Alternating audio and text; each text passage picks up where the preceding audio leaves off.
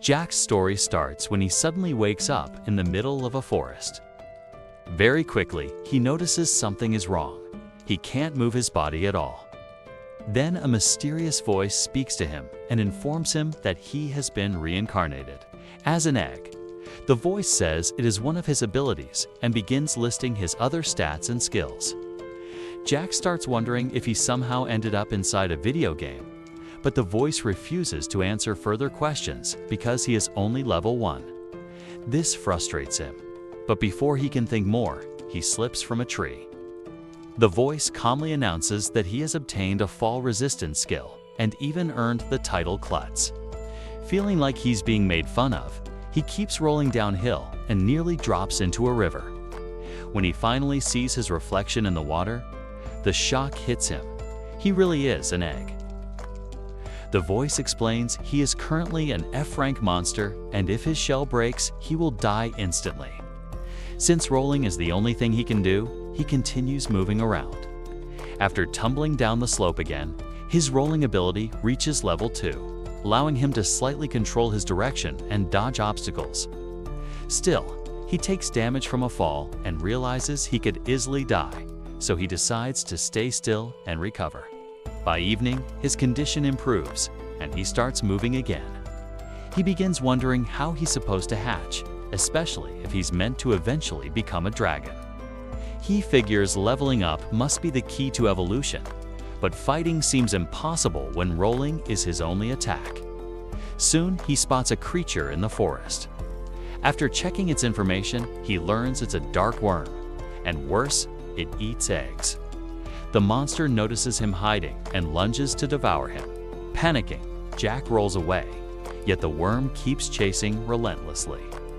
He understands he has to defeat it somehow, but a direct fight would guarantee his defeat. Instead, he leads the creature toward a cliff. At the edge, he dodges its attack, making the worm fall over. Seeing his chance, he slams it repeatedly against the ground. He believes he has won, but terror strikes when the worm suddenly rises again. Just as he thinks it's over for him, the creature collapses for real. The voice announces he has gained enough experience to reach level 5, the maximum for his current form, meaning he can evolve. However, he must choose between 2 paths. One option is a lesser dragon, a bear-sized creature feared by adventurers for its fire breath. The other is a baby dragon, far weaker and not suited for combat yet, but capable of evolving into many different dragon types later. The safer choice seems to be the lesser dragon, but then he hears another mysterious voice encouraging him to grow stronger and aim higher. The system mentions that the divine voice has reached level 2. Jack wonders if that's what he heard, though it feels different. After thinking carefully, he realizes the lesser dragon has limited future growth, while the baby dragon holds greater potential, so he chooses the baby dragon. During the evolution, the system reports several new skills and improved stats, though his HP is still low, forcing him to rest. He even thanks the worm for helping him level up, but staring at its body makes him hungry. His dragon instincts push him to eat it. Even though the idea disgusts him, he believes it will heal him faster, so he reluctantly devours it.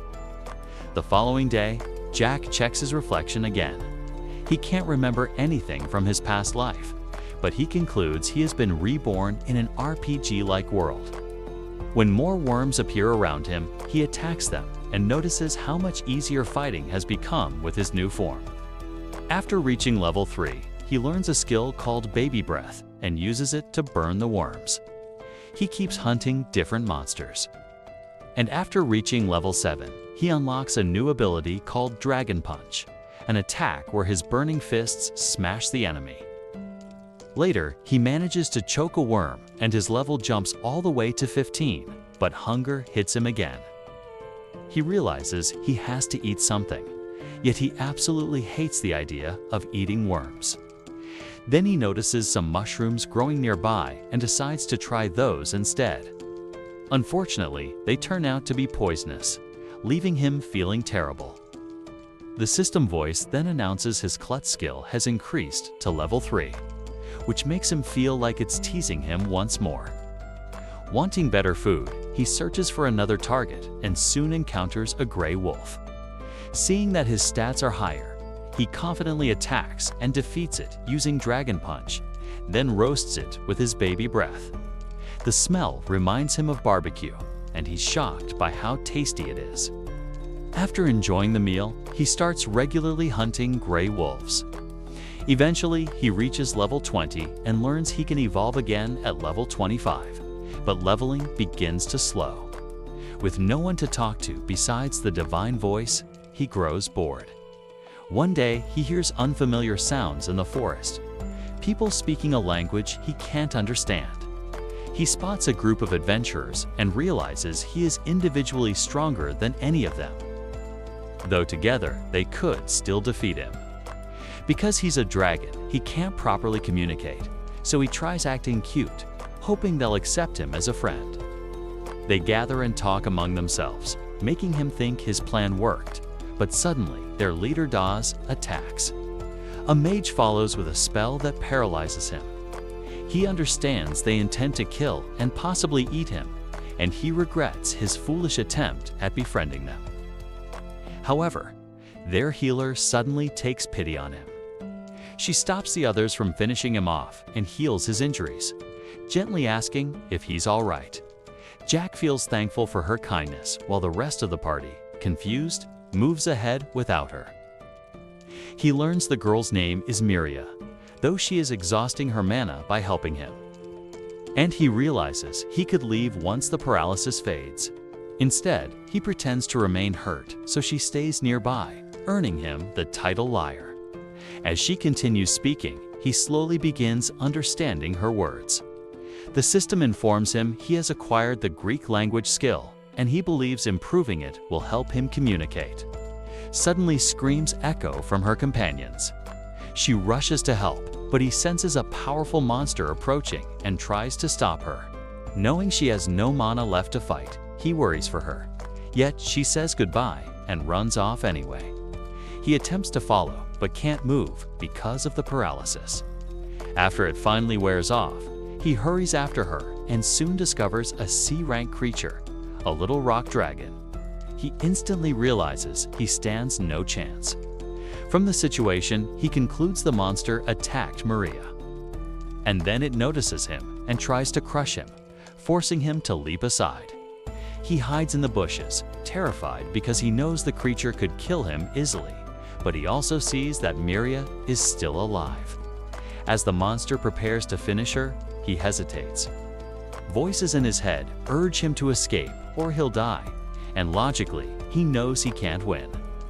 Yet, remembering how she saved him before, he gathers his courage and decides to step in and help her. Jack rushes straight toward the rock dragon and slams into its head. During the chaos, he realizes the party's mage has already been killed, though Dawes is somehow still alive. To protect Miria and Dawes, he keeps provoking the monster, hoping to draw its attention and lead it away from them. However, the creature activates a tremor attack that knocks him to the ground, making him understand he won't be able to dodge every strike and needs a new plan. The dragon moves in to bite him, but he suddenly lunges forward and lands a powerful dragon punch. For a moment, he thinks the blow worked. Yet the monster survives and even regenerates its health. Seeing no chance of victory, he decides to retreat. He grabs Miria and prepares to escape with her. He also wants to rescue Dawes, but realizes he only has time to save one person. The dragon attempts to crush him again, though he narrowly manages to flee. Still, Miria is badly injured and bleeding.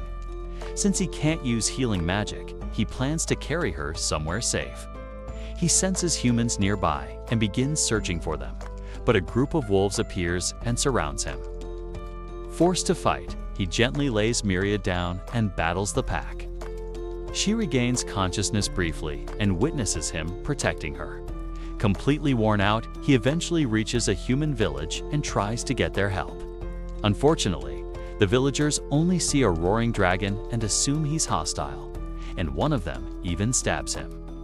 He attempts to show he means no harm and only wants to save Miria, but they can't understand his words. With no other choice, he carefully places her down and gestures for them to take care of her. Even then, they continue attacking, so he retreats. As he leaves, he hopes she will be safe, but sadly accepts that humans will never trust him because he is a dragon. 2 days later, Miria wakes up, greeted by a girl named Marielle, who is relieved to see her conscious. Marielle explains she treated Miria's severe injuries from that night. When Miria asks how long she has been asleep, Marielle tells her it has been 2 days. Miria then asks about the others. Marielle sadly reveals the mage was found dead in the forest, clearly killed by the rock dragon. She calls Daz reckless for challenging such a monster. When Miria asks about Daz, Ariel says they never found his body and believe monsters must have eaten him, since survival would have been impossible. Realizing she was the only survivor, Miria blames herself for not stopping him. Though Marielle reminds her he never listened to warnings anyway. A flashback shows Daz killing a wolf that attacked the village while children cheer for him. He brushes off their praise, saying he didn't do it for admiration. It becomes clear he had always defended the village from monsters, which is why the kids looked up to him. Later, Miria overhears him arguing with his companions, who insist he cannot defeat the rock dragon and remind him he once fled from it. Daz claims things are different now and insists he will prove himself. He asks Miria to join him on the hunt, but she warns that Marielle ordered them to stay away because the dragon is the strongest creature nearby. Daz says he already got permission and explains he'll likely die without a healer, so he needs her in his party. After hesitating, Miria agrees to go, but makes it clear they must retreat if the situation becomes too dangerous. Back in the present, Marielle says that Daz's arrogance ultimately led to his death. She surprised Miria even managed to return to the village, considering how serious her injuries were. Miria admits she can't remember how she got back. Marielle assumes some monster must have brought her there, though Miria explains the rock dragon had knocked her unconscious. Thinking about it, she recalls Jack fighting off wolves and wonders if he was the one who carried her. When she asks what the creature looked like, Marielle says she never saw it because it had already disappeared before she arrived, leaving Miria to suspect it really was Jack. Elsewhere, Jack wakes up and notices his wounds are already healed thanks to a dragon's natural recovery ability. He begins wondering if Miria is safe and remembers how powerless he was against the rock dragon, deciding he must become stronger. Soon he spots a worm hanging from a tree calling for help, and several others gather around it, only for Jack to suddenly attack and knock them all away. He reveals he used the worm's distress skull skill to lure them together. The system announces he has earned the wrongdoer title, making him worry he's becoming evil, and he vows not to repeat that tactic. Still, since he needs experience to evolve, he burns the worms with his flames and finally reaches level 25.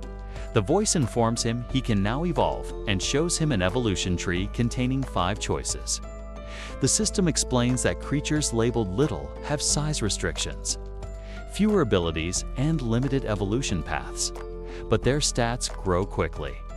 The first option is a mini dragon, which can later develop into a higher species but grows slowly and offers few future evolutions. The second is the mini angel dragon, capable of white magic yet weak in battle.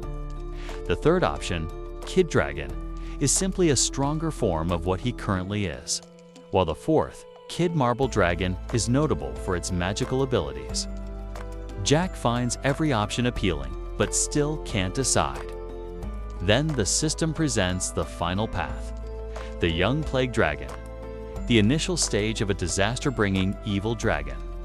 He immediately dislikes the idea because he doesn't want to become a villain. However, the voice adds that this form is extremely intelligent and can even transform into a human to enter villages.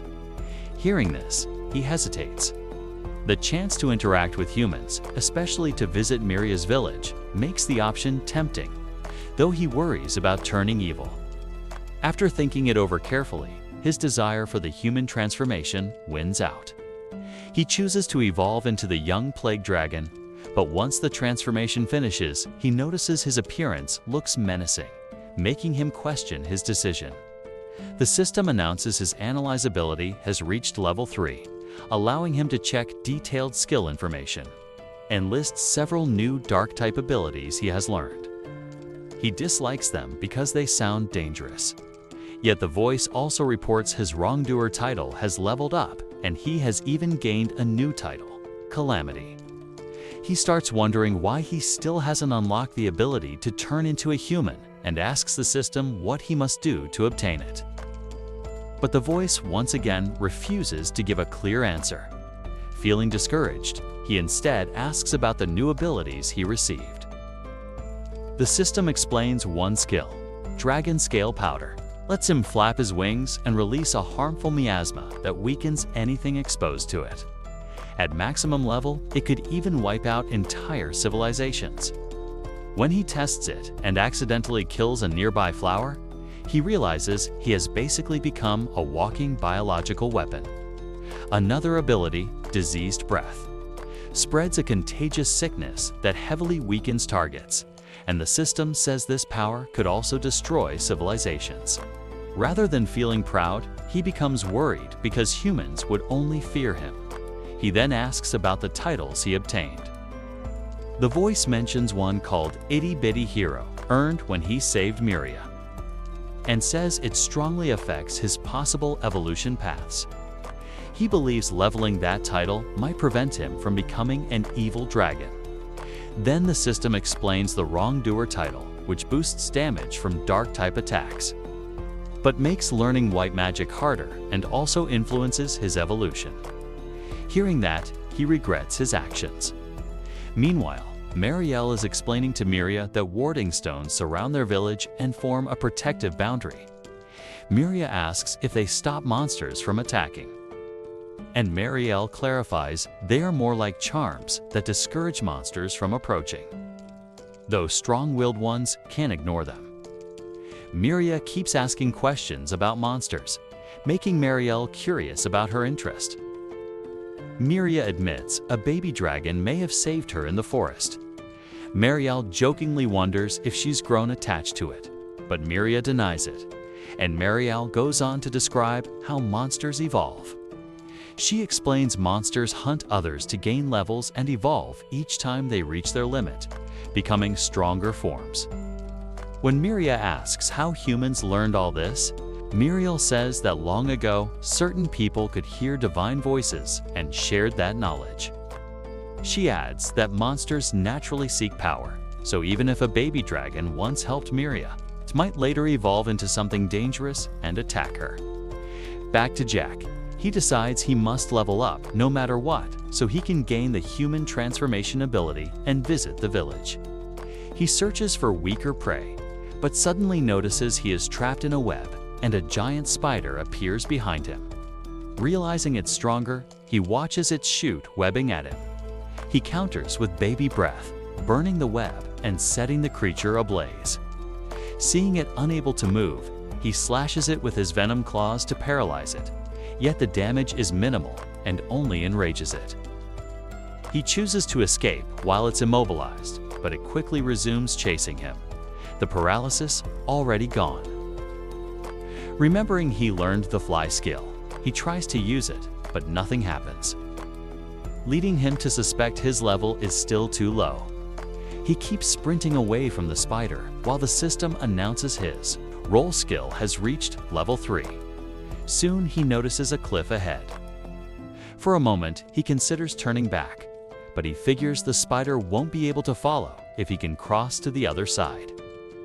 So he charges forward and leaps with all his strength. Spreading his wings, he manages to glide across safely and believes he escaped, yet he wonders why the spider suddenly vanished. Then he spots a web stretched between the cliffs and the spider jumps toward him again. Panicking, he bolts away. His roll skill climbs to level 4. though he barely cares since he's just trying to survive. A wolf blocks his path, and he crashes straight through it, sending it flying. The system reports his level rising, and after plowing through more monsters, he unexpectedly reaches level 8. Thinking his stats are now high enough, he decides to confront the spider directly, but the creature fills the area with poisonous gas. He leaps onto a tree and realizes he survived thanks to his poison resistance. The spider waits below, expecting him to die, so he pretends the poison worked. When it comes in to finish him, he suddenly attacks, burning it and slamming it into the ground. The system announces he has reached level 14 and gained a new skill called Dragon Tail. Excited, he wonders if he also unlocked human transformation, but the voice gives no answer, leaving him discouraged. Later that night, Jack rests inside a cave and prepares a wolf for dinner, but notices the smell is strange. He experiments by adding fruit juice to the meat and, after tasting it, is shocked by how good it is. Enjoying the meal, he decides to use the cave as his base and gathers more of the fruit as seasoning. Since it's sticky and moist, he plans to dry it outside during the day to preserve it. He even imagines his cooking might make him popular with villagers, though he knows that won't happen unless he gains the transformation ability because his appearance is frightening. Meanwhile, Miria speaks with an old man named Bertz, who claims he saw Dawes while fishing. According to him, Dawes was walking through the forest silently before disappearing. Other villagers think he imagined it, but Miria wants to investigate and asks Marielle for permission to go into the forest. Marielle refuses, saying it's far too dangerous and promising she will request the guild to search for Dawes instead. The next day, Jack washes his face and notices a strange puddle nearby, suspecting it might actually be a monster. When he tries to check its information, a sharp pain hits his head and the system says his analyze skill can't identify it. After the skill reaches level 4, he tries again, but the data remains blurred. It's frightening him because the creature might be far stronger than him. The moment he thinks he's safe, the slime suddenly lunges at him without warning. For a split second, it looks like he's done for, but he reacts just in time and narrowly escapes. Breathing heavily, he decides it's not worth the trouble and leaves the slime alone. Instead of wasting energy, he turns and heads deeper into the forest in a different direction. A few minutes later, something catches his eye, a perfectly shaped pot sitting quietly on the ground. It looks clean, sturdy, and exactly what he needs to store fruit. He bends down and picks it up. Big mistake. The pot instantly snaps back to life. It twists and reveals its true form, a D-rank monster known as a pottertwise, a living container with a hard shell. Without hesitation, he throws a dragon punch straight at it. The attack lands cleanly, but barely scratches it. Confused, he assumes he didn't use enough strength. So this time, he puts everything into his next strike. The hit connects hard, but the creature calmly activates its rest skill and regenerates all its health back to full. That's when frustration kicks in. He rushes forward and tries brute force, grabbing it and attempting to overpower it physically. But its shell is unbelievably tough. Then a realization hits him. This isn't a turtle, it's a tortoise. And tortoises are terrible swimmers. He lifts it up and throws it straight into the nearby river. Problem solved. Almost immediately, the system's voice echoes in his mind. He's gained 36 experience points and reached level 15. A few of his other skills level up as well. That small victory lifts his mood a bit. But just as he prepares to move on, he freezes. Ahead of him, another group of pottertisses appears. That's when it clicks. The one he tossed into the river must have called for backup before sinking. And judging by their angry expressions, they definitely didn't appreciate what happened to their companion. One by one, they begin stacking on top of each other, forming a towering pile. He leaps high into the air, grabs one of them mid-motion, and hurls it straight into the rest. The impact sends the entire stack crashing down in chaos. When the dust settles, they're all defeated. The system announces a massive gain, 594 experience points. In a single battle, he jumps from level 15 to level 30. That kind of leap makes him feel proud. Still, one thing annoys him. Every time he defeats one of these pot monsters, the shell gets destroyed, which means he still doesn't have a proper pot to use. He continues wandering through the forest, thinking about his progress. Only 10 more levels until his next evolution. Yet he still hasn't unlocked human transformation. He can't help but wonder how long it will truly take. Then, suddenly, he stops. An eerie aura washes over the area. Heavy footsteps shake the ground. Instinctively, he hides inside nearby bushes and watches carefully. In the distance, a massive bear walks slowly between the trees. But something about it feels wrong. He tries to check its stats, but he's too far away. The system only reveals limited details. It's roughly the same rank as him. That means if he fights smart, he might win. The creature is called a clay bear, a beast shaped like a bear but made entirely of clay. An idea forms in his mind. If he defeats it, he could mold its body into a real pot. Finally, a proper storage solution. The bear hasn't noticed him yet. This could be his chance for a sneak attack. He climbs up a tree, drops down silently, and prepares his fire punch. But at the last possible second, the bear spins around. Its chest splits open, revealing massive claws that nearly tear him in half. He barely manages to escape. Using his speed, he begins a hit-and-run strategy. Slowly, he chips away at the bear's health until it's nearly at half HP. Victory feels close. Then the bear activates regeneration. In seconds, all its wounds disappear. Its HP is fully restored. He grits his teeth. If that's how it wants to play, then he'll adapt. He keeps attacking in bursts, planning to exhaust its MP so it can't heal anymore. For a while, the strategy works. But just as he prepares another strike, the bear lets out a deafening roar. Suddenly, a violent sandstorm erupts. Sharp clay spikes grow along his back, limiting his movement and ruining his hit-and-run rhythm. The bear then rips spikes from its own body and launches them like deadly spears. He dodges carefully. And that's when he notices something important. Each time a spike hits the ground, fragments of soft clay break off. An idea sparks instantly.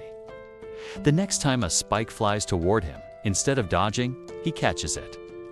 Quickly, he reshapes the soft clay in his hands, compressing it into a solid ball. Channeling his strength, he combines it with his powerful meteorite attack and launches it straight at the bear. The clay bear collapses. It's over. The divine voice announces 300 experience points gained. He levels up from 30 to 33.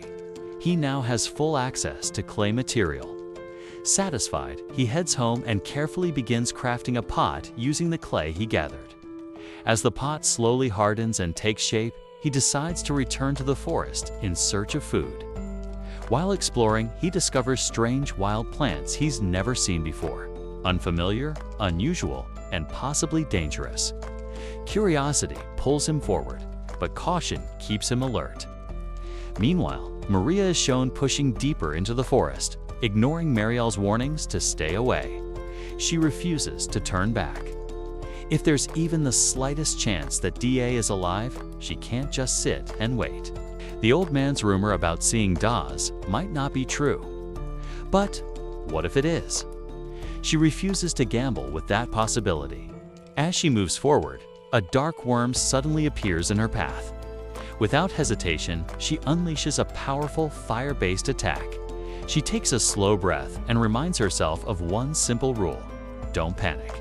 She should be able to make it through the forest without anything going wrong. While she struggles with fear, he is having a completely different experience. He's busy examining the various fruits and vegetables growing in the wild, carefully observing their shapes, textures, and smells. He never expected the forest to contain so many unique food sources. But Miria is still out there. With every step she takes deeper into the trees, the air feels heavier. The sounds seem louder. Her heartbeat begins to race in her chest. The deeper she goes, the more her confidence fades. Eventually, she reaches a point where her fear almost overwhelms her. That's when she makes a decision. She'll only check the outer edge near her village. After that, she'll turn around and go home. Later that night, he returns home feeling accomplished. The clay bowl he crafted earlier has finally hardened and is ready to use. Excited, he fills it with the vegetables and meat he collected during the day and prepares himself a proper meal. The moment he takes his first bite, his eyes widen. It's delicious. Easily the best thing he has ever tasted. Still, the bowl isn't perfect. It's slightly uneven, a bit uncomfortable to drink from. He frowns, but doesn't let it ruin the moment. Tomorrow, he'll make a better one, stronger, smoother, more practical. The next morning, the scene shifts to a carriage rolling quietly through a valley.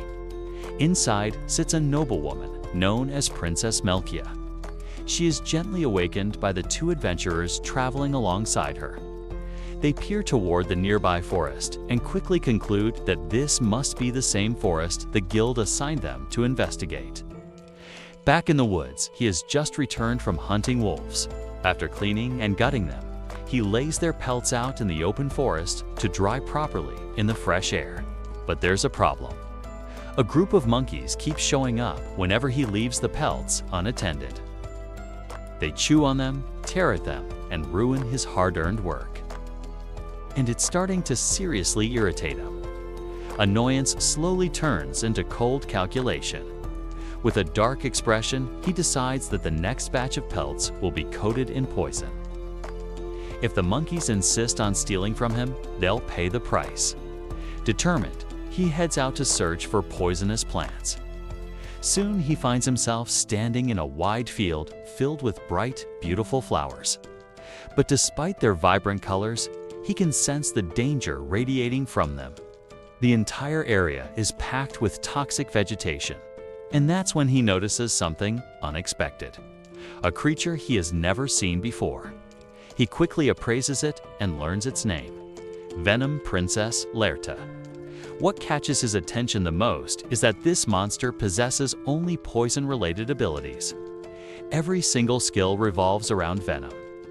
The Venom Princess suddenly darts away the moment she notices him. He assumes she got frightened and fled, but he underestimates her.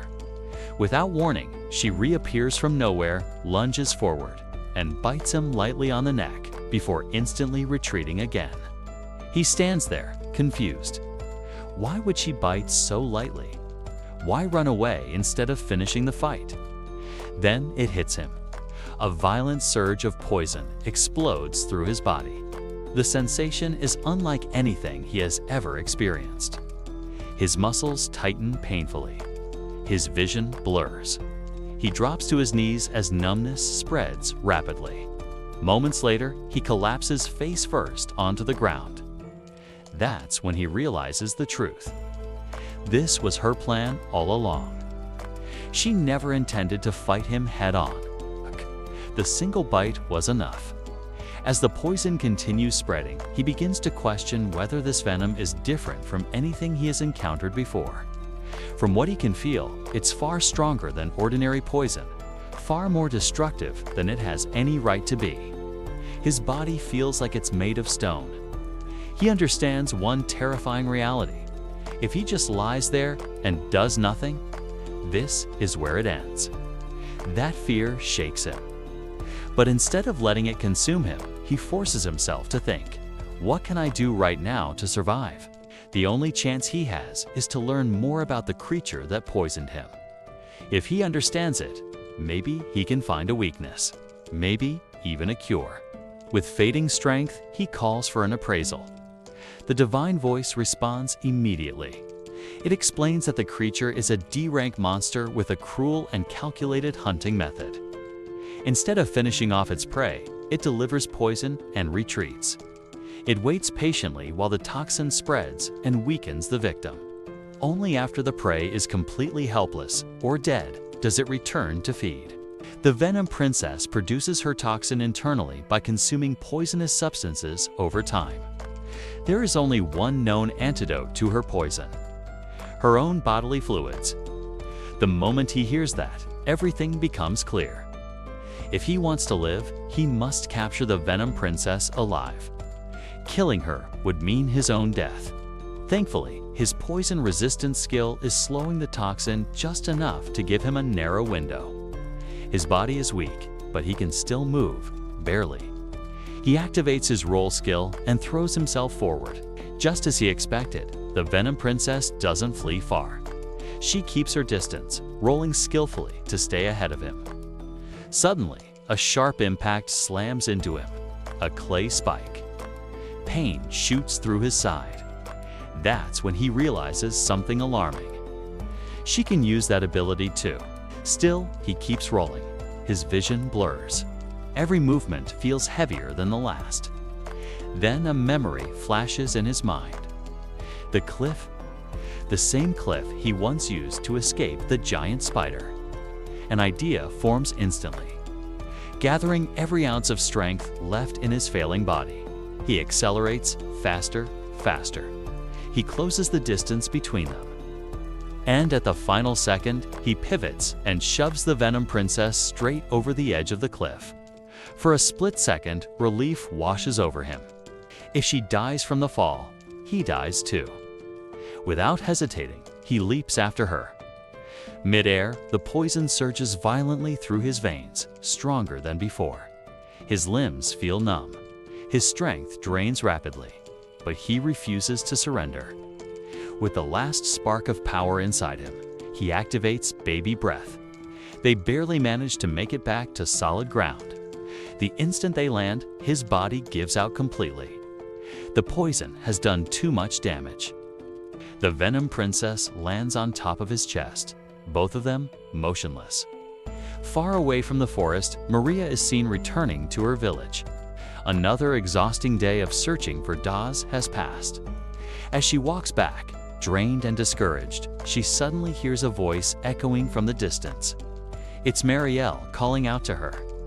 Maria's heart skips a beat when she hears Marielle calling her name. The last thing she wants is for Marielle to realize she's been sneaking into the forest again.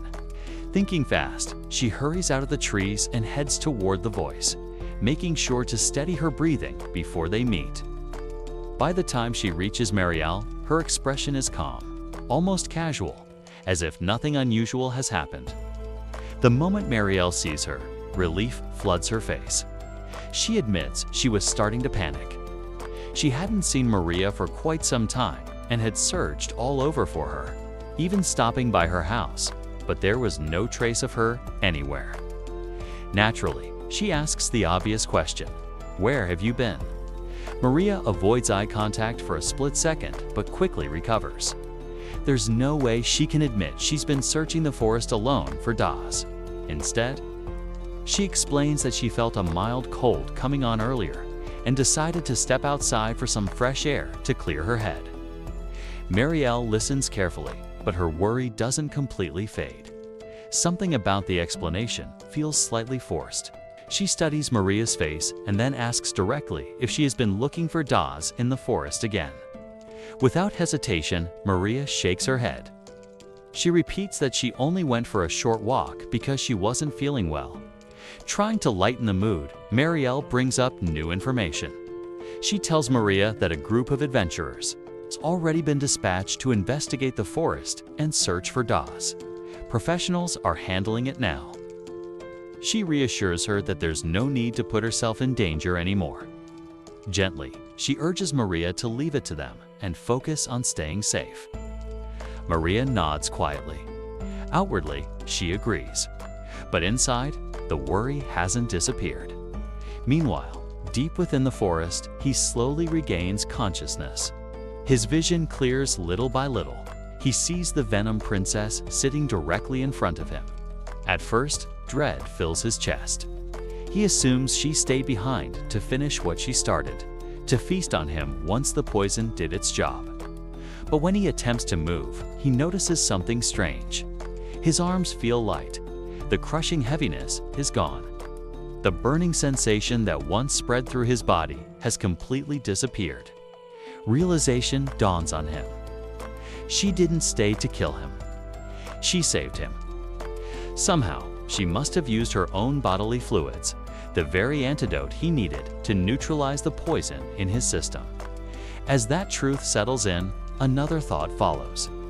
When he jumped off the cliff to prevent her from dying, something must have changed between them. Later, he decides to bring her back to his home. Once they arrive, he prepares a simple meal for the two of them. Nothing extravagant, just something warm and filling. As they sit together and eat in silence, he notices a feeling spreading through him. For the first time in a long while, he doesn't feel alone. This is the first time in a long while that he shared a meal with someone. The quiet loneliness that once surrounded him begins to fade little by little. After spending more time side by side, a random thought crosses his mind. Neither of them has a name. He starts thinking about what he could call the Venom Princess. Different names pop into his head, but none of them feel right. Eventually, he stops trying. He realizes something important. A name isn't what truly matters. What matters is that they understand each other. What matters is that neither of them is alone anymore. As the days pass, their connection deepens. What started as survival slowly turns into partnership. They begin hunting together, learning each other's timing and movements. They figure out when to attack, when to retreat, and how to cover for one another. Her presence becomes natural to him. It no longer feels unusual to see her beside him. Instead, it feels right. There's just one small issue he can't quite adjust to. She refuses to eat normal food. No matter what he prepares, she shows no interest. Instead, she only consumes poisonous plants found deep within the forest. One day, she eagerly reaches for a foul-smelling poison mushroom. The stench is unbearable to him, and without thinking, he uses his baby breath to burn it before she can eat it. The reaction is immediate. The Venom Princess visibly stiffens. She's upset. In that moment, he realizes his mistake. Understanding this, he quickly promises to gather more poisonous plants for her later. But before he can even decide where to look, the atmosphere around them suddenly shifts. A powerful aura fills the area. Out of nowhere, a rare monster steps into their path, a twin head. The creature stands tall, blocking the way forward. It has two distinct heads, each with a different color and expression. Both pairs of eyes lock onto them with clear hostility. It wants a fight. He freezes for just a second. He's never encountered a monster like this before. The energy radiating from it feels heavy, dangerous. As he studies it carefully, he senses multiple special abilities. One of them appears to involve gravity itself. His confidence wavers. Can he really defeat something like this? Doubt creeps into his thoughts, whispering that this might be beyond him. But he pushes that feeling aside. No matter how strong the enemy is, neither he nor the Venom Princess is willing to back down. They exchange a quick glance. No words are needed. They both understand. They'll fight together. They quickly form a simple plan. He'll confront the twin head directly and keep its focus on him. Meanwhile, the Venom Princess will hide in a tree, waiting for the perfect moment to strike with her poison. Without hesitation, he charges forward, launching the first attack to test the monster's strength. The twin head reacts instantly. Its counterattack is brutal, striking him with enough force to send him sliding backward. Before he can fully recover, the blue head opens its mouth. A glowing magic circle forms beneath his feet. In the next second, the gravity around him increases drastically. His body slams into the ground. His muscles scream in pain as he struggles to move even an inch. It feels impossible, just as it seems like he's completely trapped. the Venom Princess finally makes her move from above. From her position above, the Venom Princess launches a clay dart infused with poison straight at the twin head. The projectile strikes true, disrupting the spell mid-cast. With no hesitation, he leaps high into the air and releases his baby breath at full power, blasting the twin head directly.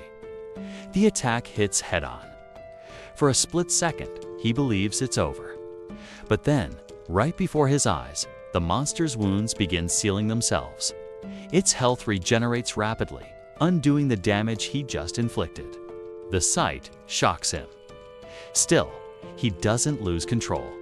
Instead, during that brief exchange, he noticed something crucial. The blue head is responsible for casting magic.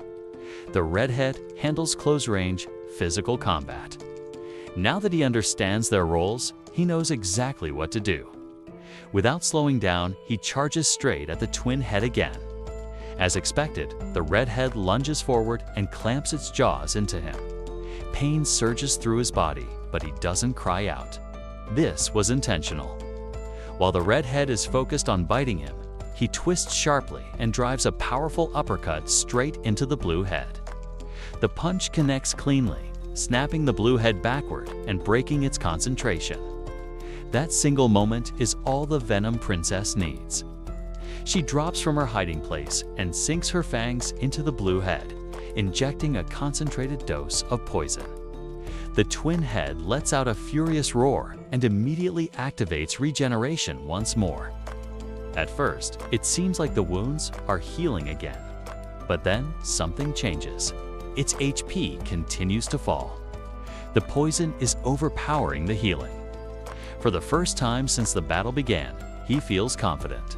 The poison has spread only across the blue head side of the body. To stop it from spreading further, the red head suddenly bites down violently and rips the blue head off entirely. He stands frozen in disbelief. The severed head falls to the ground. At first, he feels a flicker of relief. With the blue head gone, the monster shouldn't be able to use magic anymore. But that relief is short-lived. Sacrificing a head isn't desperation. It's an ability. The detached blue head twitches. Before he can react, it turns and starts chasing after the Venom Princess. He immediately tries to pursue it, but the red head blocks his path, forcing him to stay. Now, there's no magic involved, only raw physical combat. The red head attacks relentlessly, biting and striking with savage force. He meets each assault with precise movements and calculated counters, refusing to give ground. The clash is intense but brief. He unleashes his nutcracker technique. The strike lands perfectly. And this time, Redhead doesn't get back up. The other head. A wave of panic crashes over him as he remembers that the blue head is still out there, and the Venom Princess is alone with it. She's the only real connection he has made in this strange world, the only one who stood beside him. He silently prays, just let her be alive. Without wasting another second, he searches frantically through the trees and bushes. From behind a thick bush, the Venom Princess slowly crawls into view. She's injured, her movement's weak, but she's alive. Relief floods through him so strongly that his legs nearly give out. But suddenly, the detached blue head bursts out from behind, lunging forward to deliver the final blow. With his bare hands, he grabs the blue head mid-lunge and squeezes with everything he has left. Breathing heavily, he immediately rushes to the Venom Princess and pulls her close. He holds her tightly, as if afraid she might disappear if he lets go. His voice trembles as he tells her something he never expected to say. He doesn't care about turning back into a human anymore. He doesn't care about evolution or new abilities. If staying a dragon means he can remain by her side, then that's enough for him. Right then, the system's voice echoes inside his mind. It announces his updated stats, his new increases. Then it delivers one final message. He has unlocked human transformation. His eyes widen in disbelief. Meanwhile, back at the village, Maria and Marielle are busy preparing for the arrival of the adventurers. The atmosphere feels tense but hopeful. Maria can't help but wonder what kind of people they'll be. Their village rarely sees outsiders, especially trained fighters sent by the guild.